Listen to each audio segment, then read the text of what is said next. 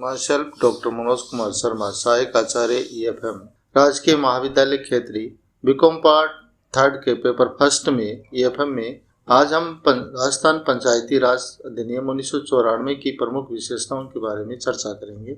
Next, Bharat में पंचायती राज को एक लक्ष्य के रूप में स्वीकार किया गया। स्वर्गीय के संतानम की पहल पर इसे एक बड़ी सीमा तक भारतीय संविधान में 40वें अनुच्छेद के रूप में शामिल किया गया। इस अनुच्छेद में यह उल्लेख किया गया कि राज्य ग्राम पंचायतों का संगठन करने के लिए अग्रसर होगा तथा उनको ऐसी शक्तियां और अधिकार प्रदान करेगा जो उन्हें स्वायत्त शासन की इकाइयों के रूप में कार्य करने के योग्य बनाने के लिए आवश्यक हो। इस संवैधानिक उत्तरदायित्व को पूरा करने के लिए भारत में राज्य सरकारों ने पंचायत अधिनियम को लागू किया। नेक्स्ट, 73वां संविधान संशोधन के द्वारा देश के नीति निर्माताओं ने ग्रामीण विकास में पंचायत राज के महत्व को स्वीकार करते हुए लोकतांत्रिक विकेंद्रीकरण के लिए पंचायत राज को सुदृढ़ करने का समय समय पर आह्वान किया था, लेकिन तत्कालीन संवैधानिक और सामाजिक ढांचे के अंतर्गत पंचायती राज संस्थाओं सफलतापूर्वक कार्य नहीं कर सकती थी। इस तथ्य को ध्यान में रखते हुए पंचायती राज संस्थाओं के विकास हेतु 73वां संविधान संशोधन अधिनियम लागू किया गया। इस अधिनियम के संसद ने 1993 में पारित किया। यह अधिनियम इन संस्थाओं के विकास में एक मील का पत्थर सिद्ध हुआ। नेक्स्ट, केंद्र सरकार ने सन 1993 में पंचायती राज अधिनियम पारित किया। इसके लिए 73वां संविधान संशोधन विधेयक लाया गया। केंद्र सरकार द्वारा किए गए संवैधानिक प्रावधान को दृष्टिगत रखते हुए राजस्थान पंचायती राज अधिनियम 1994 में बनाया गया। इस अधिनियम हेतु प्रस्तावित प्रारूप को राजस्थान के राज्यपाल ने दिनांक 23 अप्रैल 1994 को अपनी स्वीकृति प्रदान की। इस अधिनियम के प्रावधानों के अनुरूप राजस्थान में नवंबर-दिसंबर 1994 में ग्राम पंचायतों के चुनाव कराए गए। राजस्थान सरकार ने पंचायत चुनाव के माध्यम से परिवार नियोजन कार्यक्रम को प्रभावी बनाने हेतु कानूनी प्रावधान भी किया। सरकार ने 15 जून 1992 को यह आदेश जारी किया कि पंचायत चुनाव में 2 बच्चों के बाद निर्वाचक के 1 साल आगे की अवधि में तीसरा बच्चा होने पर चुनाव आयोग पंच या सरपंच स्वतः ही चुनाव की दृष्टि से अयोग्य सिद्ध हो जाएगा। यदि निर्वाचन तक उम्मीदवार के एक भी बच्चा नहीं है तो उसे 2 बच्चों तक की छूट भी प्रदान की। इस प्रावधान के वैधानिक रूप से लागू होने से परिवार नियोजन को भी बढ़ावा मिला। नेक्स्ट, राजस्थान पंचायती राज अधिनियम 1994 में और क्या है इसके बारे में चर्चा करें। ग्राम सभा, इस अधिनियम के अनुसार प्रत्येक पंचायत सर्किल के लिए ग्राम सभा होगी, जिसमें पंचायत क्षेत्र के भीतर समाविष्ट गांव या गांवों के समूह से संबंधित निर्वाचक नामावलियों में पंजीकृत व्यक्ति ही शामिल होंगे। प्रत्येक वर्ष ग्राम सभा की कम से कम 2 बैठकें होंगी, प्रथम वित्तीय वर्ष के प्रथम त्रिमास में और दूसरी अंतिम त्रिमास में। ग्राम सभा उसके समक्ष रखे गए विषयों के संदर्भ में चर्चा करने के लिए स्वतंत्र होगी। ग्राम सभा द्वारा दिए गए सुझावों पर यदि कोई विचार करेगी, संबंधित पंचायत समिति का विकास अधिकारी या ऐसे विकास अधिकारी द्वारा नाम निर्देशित कोई भी प्रसार अधिकारी ग्राम सभा की सभी उपस्थिति बैठकों में अपनी उपस्थिति दर्ज करेगा। नेक्स्ट, गणपूर्ति, ग्राम सभा की किसी भी बैठक के लिए गणपूर्ति सदस्यों की कुल संख्या के दशांश में होगी, लेकिन गणपूर्ति के अभाव में स्थगित की गई किसी बैठक के लिए किसी भी गणपूर्ति की आवश्यकता नहीं होगी। इसके अलावा पीठासीन अधिकारी, ग्राम सभा की बैठक पंचायत के सरपंच द्वारा या उसकी अनुपस्थिति में ऐसी पंचायत के उप सरपंच द्वारा बुलाई जाएगी। बैठकों की अध्यक्षता सरपंच द्वारा या उनकी अनुपस्थिति में उप सरपंच के द्वारा भी की जाएगी। ग्राम सभा को इस अधिनियम के अधीन सौंपे गए विषयों से संबंधित कोई भी संकल्प ग्राम सभा की बैठक में उपस्थित मत देने वाले सदस्यों के बहुमत से पारित किया जाना होगा। नेक्स्ट, कार्य, ग्राम सभा के निम्नलिखित कार्य हैं: पंचायत क्षेत्र के संबंधित विकास योजनाओं के क्रियान्वयन में सहायता करना, ऐसे क्षेत्र से संबंधित विकास योजनाओं के क्रियान्वयन हेतु हिताधिकारियों की पहचान करना, सामुदायिक कल्याण कार्यों के लिए स्वैच्छिक श्रम और वस्तु के रूप में या नगद दोनों ही प्रकार के अभिदाय जुटाना, और ऐसे क्षेत्र के भीतर प्रौढ़ शिक्षा और परिवार कल्याण को प्रोत्साहित करना। पंचायत क्षेत्र में समाज के सभी समुदायों में एकता और सौहार्द बढ़ाना, किसी भी क्रियाकलाप, योजना, आय और व्यय विशेष के बारे में पंचायत के सरपंच और सदस्यों से स्पष्टीकरण चाहना तथा अन्य कार्य जो विहित किए जाए। नेक्स्ट, पंचायत की स्थापना। राज्य सरकार किसी नगरीय पालिका या किसी छावनी बोर्ड में शामिल नहीं किए गए किसी गांव या गांव के किसी समूह को समाविष्ट करने वाले किसी भी स्थानीय क्षेत्र को पंचायत सर्किल घोषित कर सके तथा इस घोषित सर्किल के लिए एक पंचायत होगी। पंचायत की संरचना। किसी पंचायत में एक सरपंच, इतने वार्डों से प्रत्यक्षतः निर्वाचित पंच जो कि धारा 12(2) के अधीन अवधारित किए जाएंगे। इस धारा के अनुसार 3000 से अनधिक या कम की जनसंख्या वाले किसी पंचायत सर्किल में 9 वार्ड होंगे, और किसी ऐसे पंचायत सर्किल के मामले में जिनकी जनसंख्या 3000 से अधिक और 3000 से अधिक के प्रत्येक 1000 या उसके भाग के लिए 9 की उक्त संख्या में 2 की बढ़ोतरी कर दी जाएगी। नेक्स्ट, पंचायत समिति की स्थापना। राज्य सरकार की एक ही जिले के भीतर किसी भी स्थानीय क्षेत्र को एक खंड के रूप में घोषित कर सकेगी। इस घोषित प्रत्येक खंड के लिए एक पंचायत समिति होगी। पंचायत समिति की संरचना भी इस प्रकार है। इतने प्रादेशिक निर्वाचन क्षेत्रों में प्रत्यक्ष निर्वाचन सदस्य जो धारा 13 की धारा 2 के अधीन अवधारित किए जाएं, और ऐसे निर्वाचन क्षेत्रों का प्रतिनिधित्व करने वाले राज्य विधानसभा के सभी सदस्य जिसमें पंचायत समिति के क्षेत्र पूर्णतः या भागतः समाविष्ट है। 1 लाख से कम की जनसंख्या वाले किसी भी पंचायत समिति क्षेत्र में 15 निर्वाचन क्षेत्र होंगे, और किसी ऐसे पंचायत समिति क्षेत्र के मामले में जिनकी जनसंख्या 1 लाख से अधिक या 1 लाख से अधिक प्रत्येक 15,000 या उसके भाग के लिए 15,000 की उक्त संख्या में 2 की बढ़ोतरी कर दी जाएगी। नेक्स्ट, जिला परिषद की स्थापना की संरचना इस प्रकार है। प्रत्येक प्रादेशिक निर्वाचन क्षेत्रों में प्रत्यक्षतः निर्वाचन सदस्य जो धारा 14 की उपधारा 2 के अधीन अवधारित किए जाएंगे। ऐसे निर्वाचन क्षेत्रों की प्रतिनिधित्व करने वाले लोकसभा के और राज्यसभा के सभी सदस्य जिसमें जिला परिषद क्षेत्र संपूर्णतः या भागतः समाविष्ट है, और जिला परिषद क्षेत्र के भीतर निर्वाचकों के रूप में पंजीकृत राज्यसभा के सभी सदस्य। इसी प्रकार धारा 14 की उपधारा 2 के अनुसार 4 लाख से कम की जनसंख्या वाले किसी जिला परिषद क्षेत्र में 17 निर्वाचन क्षेत्र होंगे, और किसी ऐसे जिला परिषद क्षेत्र के मामले में जिनकी जनसंख्या 4 लाख से अधिक और 4 लाख से अधिक प्रत्येक 1 लाख या उसके भाग के लिए 17 की उक्त संख्या में 2 की बढ़ोतरी कर दी जाएगी। नेक्स्ट, स्थानों का आरक्षण। प्रत्येक पंचायती राज संस्था में प्रत्यक्ष निर्वाचन द्वारा भरे जाने वाले प्रत्येक स्थान अनुसूचित जातियों, अनुसूचित जनजातियों एवं पिछड़े वर्गों के लिए आरक्षित किए गए हैं। अनुसूचित जातियों, अनुसूचित जनजातियों के लिए आरक्षित स्थानों की संख्या का किसी पंचायती राज संस्था में प्रत्यक्ष निर्वाचन द्वारा भरे जाने वाले स्थानों की कुल संख्या के साथ यथाशक्ति निकटतम वही अनुपात होगा जो पंचायती राज संस्था क्षेत्र से ऐसी जातियों यथास्थिति जनजातियों की जनसंख्या का उस क्षेत्र की कुल जनसंख्या के साथ है।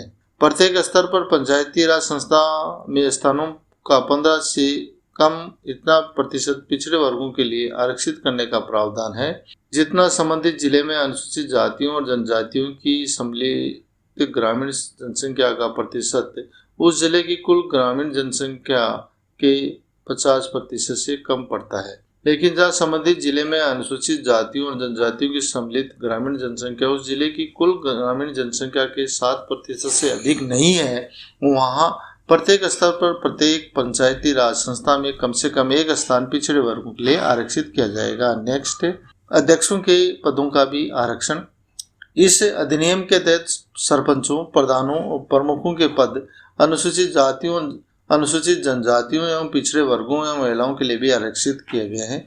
अनुसूचित जातियों और अनुसूचित जनजातियों के लिए इस प्रकार आरक्षित ऐसे पदों में से प्रत्येक की संख्या का राज्य में से ऐसे पदों में से प्रत्येक की कुल संख्या के साथ यथाशक्य निकटतम वही अनुपात होगा जो राज्य में की ऐसी जातियों या यथास्थिति जनजातियों की जनसंख्या का राज्य की कुल जनसंख्या के साथ है।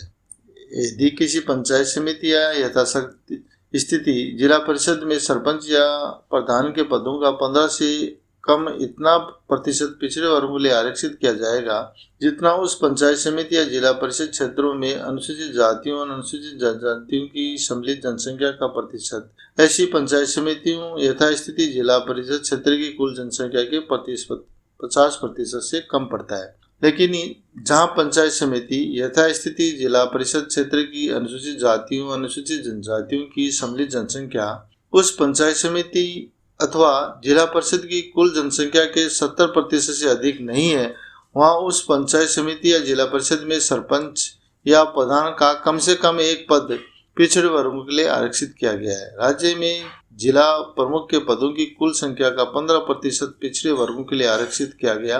राज्य में सरपंचों, प्रधानों और प्रमुखों के पदों की कुल संख्या का 1/3 महिलाओं के लिए भी आरक्षित किया गया है। नेक्स्ट, पंचायती राज संस्थाओं का कार्यकाल और निर्वाचन। प्रत्येक पंचायती राज संस्था यदि पहले विघटित नहीं कर दी जाए तो संबंधित संस्थाओं की प्रथम बैठक के लिए राज्य सरकार द्वारा नियत तारीख से 5 वर्ष तक बनी रहेगी, इससे अधिक नहीं। किसी पंचायती राज संस्था का गठन करने हेतु निर्वाचन उसके कार्यकाल की समाप्ति के पूर्व और विघटन की स्थिति में उसके विघटन की तारीख से 6 मास की कालावधि की समाप्ति से पूर्व किया जाएगा। नेक्स्ट, राजस्थान पंचायती राज अध्यादेश 2000 जिसमें संशोधन किया गया है वो इस प्रकार है, जिसके बारे में चर्चा करेंगे। नेक्स्ट, राजस्थान में पंचायती राज अधिनियम में 7 जनवरी 2000 को एक अध्यादेश द्वारा अनेक संशोधन किए गए। इस अध्यादेश के माध्यम से पंचायत समितियों को और भी अधिकार और शक्तियां प्रदान की गई जो कि निम्नलिखित है या इस प्रकार है। ग्राम सभा के स्थान पर वार्ड सभा की व्यवस्था की गई। इस दृष्टि में देश का प्रथम राज्य है।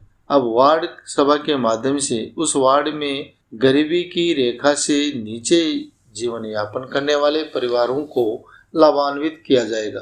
वार्ड सभा ही वार्ड विकास की योजनाएं बनाने एवं अन्य महत्वपूर्ण कार्य करवाएगी। वार्ड सभा की वर्ष में कम से कम 2 बैठकें आयोजित होगी। वार्ड सभा की सभी बैठकों में ऐसा कोई भी विषय जिसे पंचायत या पंचायत समिति, जिला परिषद, राज्य सरकार या इसके लिए अधिकृत कोई भी अधिकारी रखे जाने की उपेक्षा करे रखा जा सकता है। नेक्स्ट, वार्ड सभा सरकार की विभिन्न प्रकार की कल्याणकारी सहायता प्राप्त करने वाली व्यक्तियों की पात्रता को सत्यापित करेगी। ग्राम पंचायत क्षेत्र के लिए एक ग्राम सभा होगी जिसमें पंचायत क्षेत्र के सभी गांवों में संबंधित निर्वाचक नामावलियों में पंजीकृत व्यक्ति होंगे। इसी प्रकार ग्राम सभा की एक वर्ष में कम से कम 2 बैठकें होगी।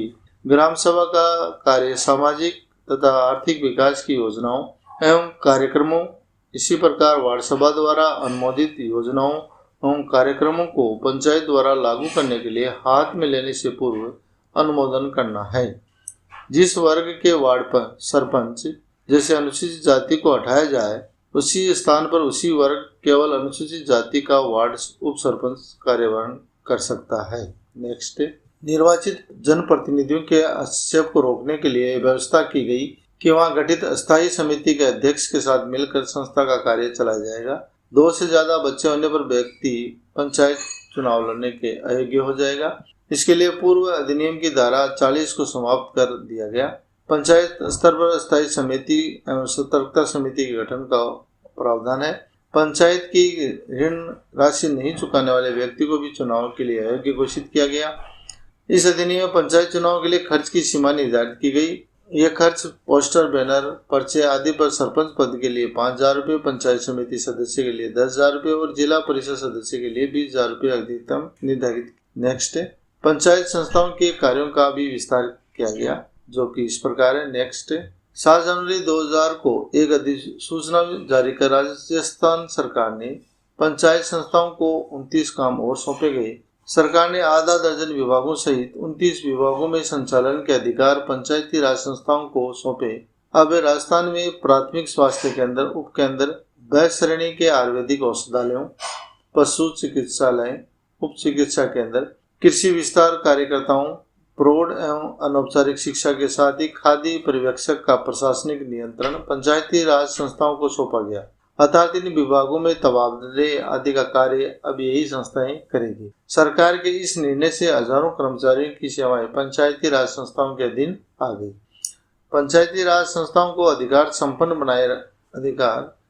बनाए जाने से इन संस्थाओं की स्थिति सुदृढ़ होगी। संविधान की 11वीं अनुसूची में शामिल अधिकार पंचायती राज संस्थाओं को सौंपे जाने के लिए 5 मंत्रियों की एक समिति गठित की गई, जिनमें ग्रामीण विकास एवं पंचायती राज्य मंत्री के संयोजक में गठित समिति में सहकारिता मंत्री, सिंचाई मंत्री, उद्योग मंत्री और जन स्वास्थ्य अभियांत्रिकी मंत्री शामिल थे। इस मंत्रिमंडलीय उप समिति ने अपनी सिफारिश दी कि जिसे स्वीकार करके 2 जनवरी 2000 को एक आदेश जारी कर दिए गए।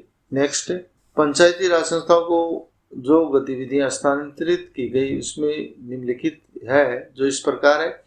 प्राथमिक स्वास्थ्य केंद्र एवं उपकेंद्र पंचायती राज के अधीन कर दिए गए। इन संस्थाओं पर तकनीकी नियंत्रण चिकित्सा एवं स्वास्थ्य विभाग का ही रहेगा, लेकिन प्रशासनिक नियंत्रण जिला परिषद का होगा। इसी प्रकार जन स्वास्थ्य एवं परिवार कल्याण के सभी कार्यक्रमों को प्रभावी ढंग से लागू करने का उत्तरदायित्व भी पंचायती राज संस्थाओं को सौंपा गया। ग्रामीण क्षेत्रों में संचालित ब श्रेणी के आयुर्वेदिक औषधालयों का नियंत्रण पंचायती राज संस्थाओं को भी सौंपा गया, लेकिन इस पर तकनीकी नियंत्रण आयुर्वेदिक विभाग का ही होगा। एकीकृत ग्रामीण ऊर्जा कार्यक्रम के तहत गैर परंपरागत ऊर्जा गतिविधियों जैसे स्ट्रीट लाइट, घरेलू बिजली आदि का क्रियान्वयन इन्हीं संस्थाओं के मार्फत होगा। हैंडपंप संधारण का संपूर्ण कार्य स्टाफ और बजट का साथ पंचायती राज संस्थाओं को धीरे धीरे सौंपा जाएगा। नेक्स्ट, ग्राम वन सुरक्षा समिति की कार्य समिति, जिसमें लगभग 11 सदस्य होते हैं, के चयन का कार्य ग्राम सभा द्वारा ही किया जाएगा। समिति द्वारा वनों की सुरक्षा, पेड़ पौधों का रखरखाव और इससे प्राप्त आय का हिस्सा मिलना चाहिए। पशु उप चिकित्सा केंद्र भी इन संस्थाओं को हस्तांतरित किए गए। इनमें नियोजित स्टाफ भी पंचायती राज संस्थाओं के अधीन किया गया, लेकिन इनका तकनीकी नियंत्रण पशुपालन विभाग का ही रहेगा। इसी प्रकार डी श्रेणी के मछली पालन, तालाबों का संधारण, राउंडन का कार्य भी इन्हें सौंपा गया और नियोजित स्टाफ का हस्तांतरित भी किया गया। यहाँ भी तकनीकी नियंत्रण पशुपालन विभाग का ही रहेगा। एकीकृत ग्रामीण विकास योजनाओं के तहत जलग्रहण विकास के कार्यों में पंचायती राज संस्थाओं की पूर्ण सहभागिता रखी गई, पर प्राथमिकता भी इन्हीं संस्थाओं को दी जाएगी। कृषि विस्तार कार्यकर्ताओं को पंचायती राज संस्थाओं के अधीन कर दिया गया, लेकिन इनको तकनीकी मार्गदर्शन यथावत कृषि के अधिकारी ही देते रहेंगे। नेक्स्ट, इसी प्रकार राशन की दुकानों का आवंटन, वितरण की गई सामग्री का पूर्ण लेखा जोखा, नए राशन कार्ड बनाने का अनुमोदन, राशन की दुकान की समयावधि बढ़ाने और निरस्त करने बाबत निर्णय ग्राम पंचायत में चर्चा किए जाएंगे और सार्वजनिक वितरण प्रणाली के पर्यवेक्षण के लिए गठित सतर्कता समिति में इन संस्थाओं को जोड़ा गया है। अनुसूचित जाति और जनजाति के छात्रावासों का पर्यवेक्षण भी यही संस्थाएं करेगी। इसी प्रकार छात्रावासों में छात्रों की भर्ती समिति और प्रबंधन में पंचायती राज संस्थाओं के प्रतिनिधियों को जोड़ा जाएगा। इसी प्रकार प्रौढ़ शिक्षा व अनौपचारिक शिक्षा का कार्य भी पंचायती राज संस्थाओं को सौंपा गया। आंगनवाड़ी केंद्रों का पर्यवेक्षण, आंगनवाड़ी कार्यकर्ताओं का चयन, संचालन ग्राम पंचायतों द्वारा ही किया जाएगा। महिला बाल विकास अधिकारी को अतिरिक्त विकास अधिकारी का दर्जा देते हुए इनका नियंत्रण पंचायत समिति के अधीन किया गया। नेक्स्ट, सिंचाई विभाग के अधीन 200 एकड़ तक के तालाबों का नियंत्रण इन संस्थाओं के अनुरोध पर उन्हें सौंपा जाएगा। तालाब के रखरखाव के लिए तकनीकी सहयोग विभाग देगा। इसी प्रकार खादी पर्यवेक्षक का प्रशासनिक नियंत्रण पंचायत समिति के अधीन किया गया, लेकिन ये खादी ग्रामोद्योग बोर्ड के तकनीकी मार्गदर्शन में कार्य करेगा। इस प्रकार राजस्थान सरकार ने 11वीं अनुसूची में वर्णित सभी 19 विषयों से जुड़ी गतिविधियां पंचायत राज संस्थाओं को स्थानांतरित करने के साथ ही 18 महत्वपूर्ण गतिविधियों से जुड़े स्टाफ और फंड भी इन संस्थाओं को हस्तांतरित करने का ऐतिहासिक कदम उठाया। इनमें शिक्षा, कृषि, भू संरक्षण, सिंचाई, बाल विकास, पेयजल, समाज कल्याण, सार्वजनिक वितरण प्रणाली, वन आदि प्रमुख है। पंचायत संस्थाओं को समवर्ती सूची में शामिल करने संबंधी केंद्र सरकार के प्रस्ताव पर राजस्थान अभी सहमत नहीं है, लेकिन वित्त मंत्रालय द्वारा प्रस्तावित लेखा पद्धति को राज्य सरकार ने सैद्धांतिक रूप से स्वीकृति प्रदान की है। नेक्स्ट, आगे हम पंचायती राज संस्थाओं को वित्तीय अधिकारियों की आवश्यकता है, इसके बारे में चर्चा करते हैं। नेक्स्ट, पंचायती राज संस्थाओं को संवैधानिक दर्जा मिलने के 1.5 दशक बाद भी ये संस्थाएं राज्यों से वित्तीय और प्रशासनिक अधिकार नहीं मिलने का रोना अभी भी पीट रही है। जिला पंचायत अध्यक्षों की शिकायत रही है कि संसाधन और प्रशासनिक अधिकार बढ़ाए बगैर पंचायत राज संस्थाओं को विकास की मजबूत बुनियादी कड़ी नहीं बनाया जा सकता। 10वें वित्त आयोग ने पंचायती राज संस्थाओं के लिए संसाधन हस्तांतरित करने की जो व्यवस्था की थी वह 1996-2000 के बीच केंद्र सरकार के सफल अनुमानित राजस्व की मात्र 0.56% थी। इसी प्रकार राज्यों को केंद्र से मिलने वाले संसाधनों में से पंचायती राज संस्थाओं का हिस्सा मात्र 40वें भाग के बराबर है। पंचायती राज संस्थाओं को मिलने वाले संसाधन उनके अपेक्षित दायित्वों की तुलना में बहुत ही कम है। इस प्रकार एक अध्ययन में यह भी कहा गया है कि पंचायती राज संस्थान विकास खर्चों के सदुपयोग के मामले में राज्यों और केंद्र सरकार से भी बेहतर है। पंचायती राज संस्थाओं को मिला करीब पूरा पैसा विकास कार्य में खर्च होता है, जबकि केंद्र और राज्यों के स्तर पर 3 से 10% धन प्रशासनिक अवस्थापना कार्य पर ही खर्च हो जाता है। नेक्स्ट, 2001 में पंचायती राज पर कार्यबल की रिपोर्ट में नौकरशाही को ही मजबूत करने की सिफारिशें की गई, जिन्हें कतई माना नहीं जा सकता। सांसद निधि में मिलने वाली विकास राशि भी सीधे पंचायतों को दी जानी चाहिए, क्योंकि अंततः विकास कार्य होते उन्हीं के माध्यम से हैं। पंचायतों की भूमिका केवल विकास के एजेंट की नहीं बल्कि स्थानीय शासक की होनी चाहिए, क्योंकि पंचायतें ही तय करें कि उनके क्षेत्र में स्कूल, सड़कें कहाँ बने, बिजली का बिल कैसे जमा हो, कानून व्यवस्था कैसे प्रकार चले। अच्छा प्रदर्शन करने वाली पंचायतों के लिए अतिरिक्त संसाधनों की व्यवस्था होनी चाहिए। इसी प्रकार सभी राज्य सरकार पंचायती राज संस्थाओं के अधिकारों और कार्यों के विकेंद्रीकरण को लेकर गठित केंद्रीय बल की सिफारिशों पर अमल सुनिश्चित करें। Next, thank you.